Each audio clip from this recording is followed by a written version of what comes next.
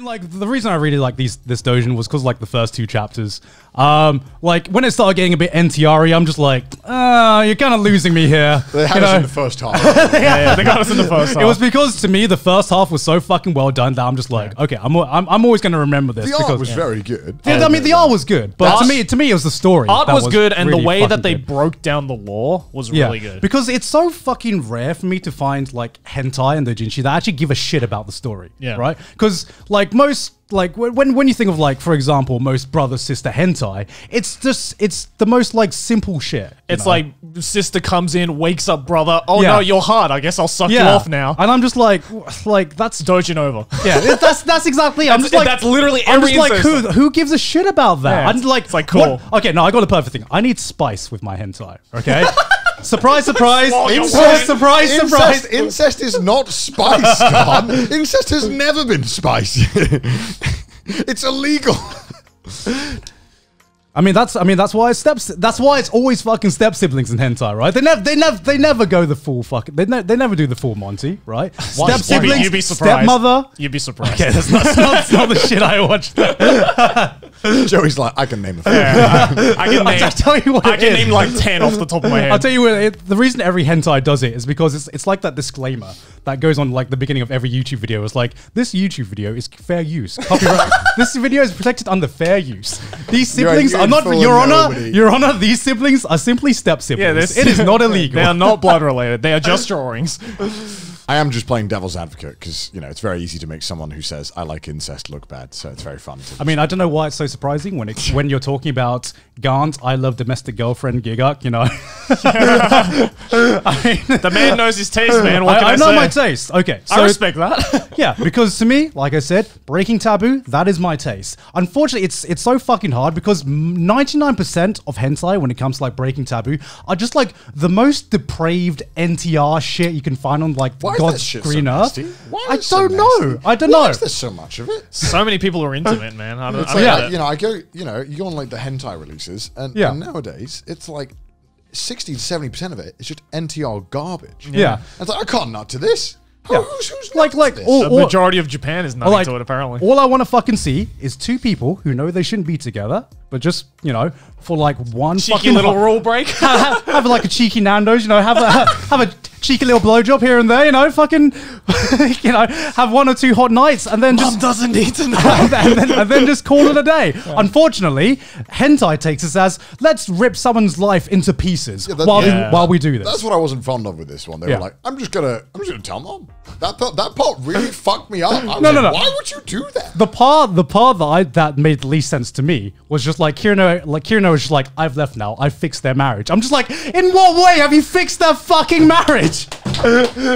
The matchmaker. I fixed their marriage by literally getting my brother to fuck me all over his house. Every part of his house. We've had like a threesome where we're just not going to be able to talk about for years. I'm not going to be able to look at my wife in the eyes for like years to come. Jesus, imagine if we have kids. Like, what the fuck? I love how after that like fucking intense threesome scene and like Kirino leaves, there's just like this monologue of Kyosuke being like, Manami and I talked it out. We're mending our wounds. I'm like, oh, it's that easy, is it? Oh shit. All right, cool. It just be like that. It just be like, we just talked it out. You know? It's like, babe, I know I kind of just fucked my sister and fucked you at the same time.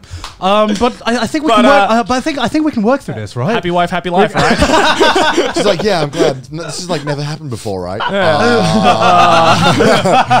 Looney Tunes ending.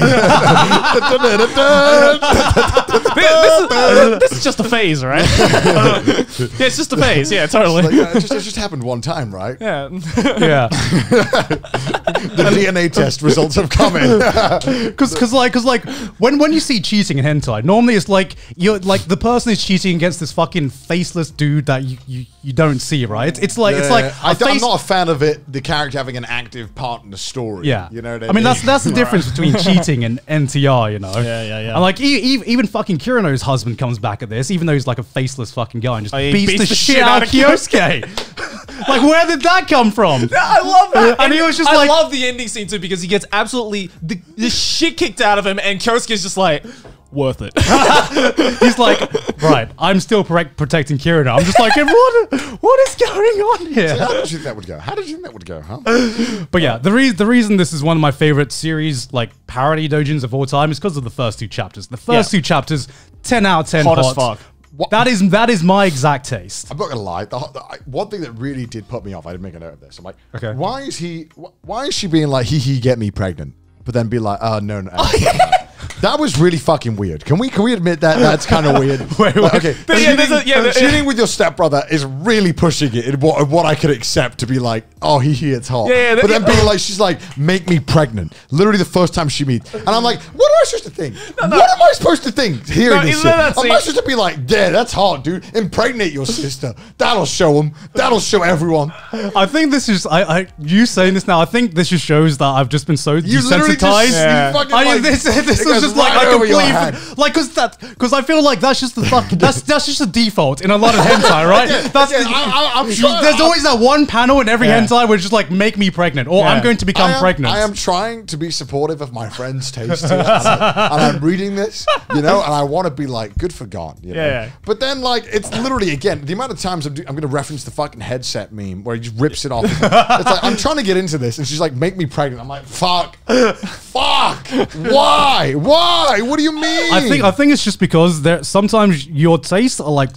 my tastes are like so specific that it's kind of like I'm willing to look over some of like the weirder shit or the weirder aspects in some hentai if there's like this aspect that is done like ridiculously well, You sound like someone who's like desperately digging for good hentai after you've had it all. You're like, I need to see something. I need to feel something. I'll forgive the weird fucking shit just for a crumb of good blowjob art. If it scratches that one tiny itch, that's all I need. That's all I need. This was fucking weird. I did give this one a 3 out of 10. 3? Honestly, wow. there was very few moments where I was like, this is hot. And there's so many moments where I'm like, fucking hell. Fuck. Like, I don't even smoke, and I wanted a smoke break after this. This is a dojin you read, and you're like, I need a fucking smoke break. I don't even smoke, and I was like, fuck, I need a cigarette. Just like fucking look out my window and just be like, fuck. The 1,000-yard stare. But I feel like to me, that's what makes a great dojin. Like, if it can fucking affect you in some way, then that means at least it changes your life. No, that means at least it's doing something right, right? It's making you feel something, right?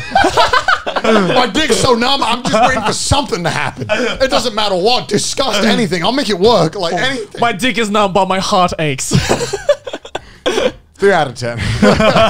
What did you give this one, Jay? I don't know. I weirdly enjoyed this one. Yes! Fuck yes! Yeah, oh my god. This is why... we need a me on this podcast to balance out the fucking degeneracy that we have over here. Yeah, this is how I know Joey's a brother. I weirdly enjoyed this one. I give this like it's probably a 7 or an 8. Yeah. God damn it. Yeah. Story's spicy, man. It's a spicy ass story. I don't know. This is not spicy.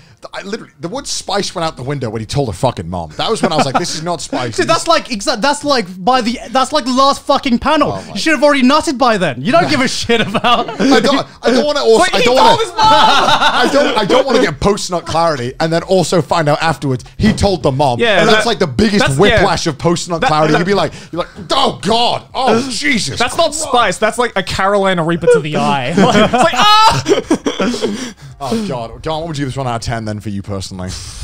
9.